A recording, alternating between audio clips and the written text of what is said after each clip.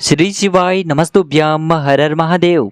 दोस्तों, आप सभी जानते हैं कि कल दिनांक 22 अप्रैल को सोमवार के दिन चैत्र मास के शुक्ल पक्ष की चतुर्दशी तिथि का बहुत ही पवित्र और विशेष दिन है। देखिए, आप सभी जानते हैं कि सोमवार का दिन हमारे महादेव को समर्पित होता है। चतुर्दशी की जो तिथि है वह भी हमारे महादेव को प्रसन्न करने के लिए बहुत ही चमत्कारिक सिद्ध होती है। और गुरुजी ने बताया है कि सोमवार के दिन जब भी हम कोई भी उपाय करते हैं तो इससे महादेव हमारी जो भक्ति है उससे बहुत अधिक प्रसन्न होकर के जो भी हमारी मनोकामनाएं हैं उन्हें अति शीघ्रता से परिपूर्ण करते हैं। देखिए, गुरुजी ने बताया है कि यदि आप अपने जीवन में धन से संबंधित समस्याओं का बहुत अधिक सामना कर रहे हैं या फिर आपके व्यापार में आपको तरक्की नहीं मिल पा रही है, आपके व्यापार में बढ़ोतरी नहीं हो पा रही है, या फिर आपकी नौकरी में किसी भी प्रकार की समस्याएं उत्पन्न हो रही हैं, या फिर आपके जीवन में किसी भी प्रकार का दुख और संकट चल रहा है, तो गुरुजी ने बताया है कि इस सोमवार के महासंयोग में आपको शहद की 7 बिंदी वाला बहुत ही चमत्कारिक उपाय करना है, जिससे कि आपकी जो जीवन की सारी परेशानियां हैं वह समाप्त हो जाए। देखिए दोस्तों, पूज्य गुरुदेव की ही कथा को सुन करके और समझ करके ही आपको समझाने का पूरा प्रयास करेंगे, लेकिन उससे पहले वीडियो को लाइक करें, चैनल को सब्सक्राइब करें और कमेंट में श्री शिवाय नमस्तुभ्यम या फिर ओम नमः शिवाय जरूर लिखें। देखिए दोस्तों, यह सोमवार बहुत अधिक विशेष है क्योंकि यह चैत्र मास का अंतिम सोमवार है। देखिए, गुरुजी ने बताया है जब भी हमारे जीवन में बहुत अधिक दुख और संकट आने लगे तो हमें समझ जाना चाहिए कि हमें महादेव को प्रसन्न करने के लिए शिवलिंग में कुछ अचूक उपाय जरूर करने चाहिए। तो चलिए दोस्तों, जान लेते हैं गुरुजी द्वारा बताए गए पहले विशेष और चमत्कारिक उपाय के बारे में। देखिए दोस्तों, इस उपाय को करने के लिए सबसे पहले तो आपको मात्र थोड़ा सा शहद लेना होगा। शहद आपको मात्र आधा चम्मच या फिर उससे भी कम लेना है। इसी के साथ में आपको एक प्यारी सी और सुंदर सी बेलपत्र लेनी है। बेलपत्र जो है वह कहीं से भी टूटी हुई खंडित नहीं होनी चाहिए। देखिए दोस्तों, पूज्य गुरुजी अपनी प्रत्येक कथा के दौरान बताते हैं कि यदि आपको बेलपत्र प्राप्त नहीं हो पाती हैं तो आप भगवान शिव के शिवलिंग पर चढ़ी हुई बेलपत्र को पुनः शुद्ध जल से धो करके इसका उपयोग कर सकते हैं। अब देखिए दोस्तों, इसी के साथ में आपको एक तांबे के पात्र के अंदर शुद्ध जल लेना होगा अपने ही घर से।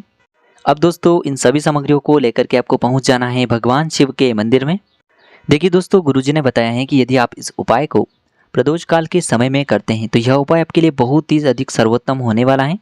देखिए, प्रदोष काल का जो समय है वह सूर्यास्त से 45 मिनट पूर्व शुरू होता है और सूर्यास्त के 45 मिनट बाद तक रहता है, यानी कि ये जो 1.5 घंटे का समय है इस दौरान आप यह उपाय करते हैं तो आपके लिए बहुत ही अधिक सर्वोत्तम होता है।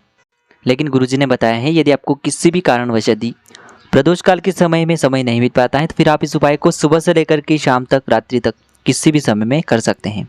देखिए दोस्तों, शहद जो है वह हमारे जीवन के अंधकार को दूर करके हमारे जीवन में सौभाग्य की प्राप्ति करवाता है।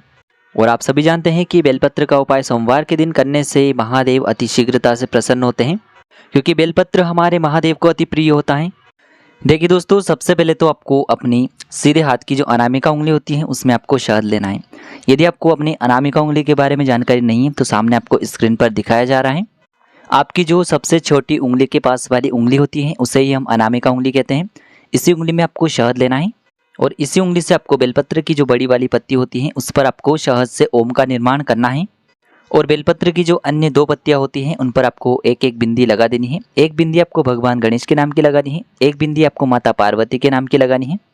अब दोस्तों, इस बेलपत्र को आपको अपने सीधे हाथ में रखना है और आपकी जो भी मनोकामना है, चाहे धन से जुड़ी हुई कोई मनोकामना हो, व्यापार को लेकर मनोकामना हो, नौकरी को लेकर मनोकामना हो, विवाह को लेकर कोई भी मनोकामना हो, जीवन में किसी भी प्रकार के संकट समस्या हैं तो उन्हें दूर करने की आपको प्रार्थना करनी है। और ये जो बेलपत्र है इसे आपको भगवान शिव के शिवलिंग पर ही समर्पित कर देनी है। देखिए, बेलपत्र की जो चिकनी साइड है जिस पर आपने शहद से ओम का निर्माण किया है वह शिवलिंग से स्पर्श रहेगी और इसकी जो डंडी है वह जलाधारी की ओर रहेगी। इस प्रकार से आपको ये बेलपत्री शिवलिंग पर अर्पित करनी है। अब दोस्तों, इसके बाद आपको शहद से शिवलिंग पर 7 बिंदियों का निर्माण करना है। देखिए, यह बिंदी आपको बहुत ही ध्यानपूर्वक लगानी है, यानी कि आपको ये जो बिंदियाँ हैं माता अशोक सुंदरी वाले स्थान से प्रारंभ करनी है और जलाधारी तक आपको यह बिंदियाँ लेकर के जानी है। यानी कि आपको पहली जो बिंदी है वह माता अशोक सुंदरी वाले स्थान पर लगानी है और अंतिम और 7वीं जब भी आप बिंदी लगाएंगे तो उससे आपको जलाधारी के अंतिम कोने पर लगानी है। इस प्रकार से आपको माता अशोक सुंदरी वाले स्थान पर 7 बिंदियों का निर्माण करना है और यह जो बिंदियाँ हैं आपको उतरते हुए लगानी है। देखिए, उतरते हुए आपको ये बिंदियाँ इसीलिए लगानी है क्योंकि आपके जीवन से जो भी समस्या हैं, जो भी संकट हैं वह उतरने चाहिए, खत्म होने चाहिए। इसीलिए आपको ये जो बिंदियाँ हैं उतरते हुए ही लगानी है। प्रत्येक बिंदी को लगाते समय जो भी आपकी समस्या है, मनोकामना है, उसे आपको महादेव से बोलना है और इस प्रकार से आपको शिवलिंग पर 7 बिंदियों का निर्माण करना है। अब दोस्तों आपके पास जो तांबे के पात्र के अंदर शुद्ध जल है, इसे आपको भगवान शिव की शिवलिंग पर धीरे धीरे अर्पित कर देना होगा। श्री शिवाय नमस्तुभ्यम इस मंत्र का लगातार जाप करते हुए जल अर्पित करने के बाद आपको शिवलिंग के सामने 2 मिनट तक बैठना है और आपकी जीवन की जो भी समस्याएं हैं, जो भी मनोकामना है, उन्हें आपको महादेव से परिपूर्ण करने की प्रार्थना करनी है।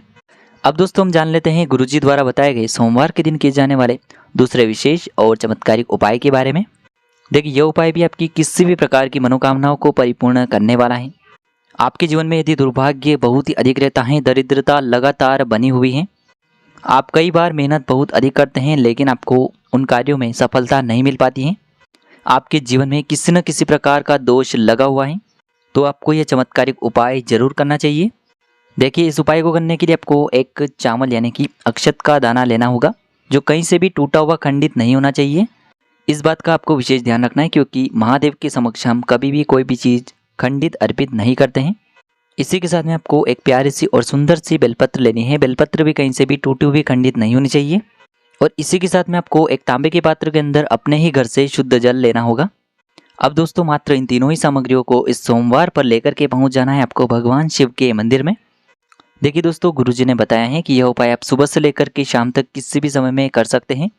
देखिए दोस्तों सबसे पहले तो आपके पास जो चावल का दाना है उसे आपको भगवान शिव के शिवलिंग पर ही अर्पित करना है।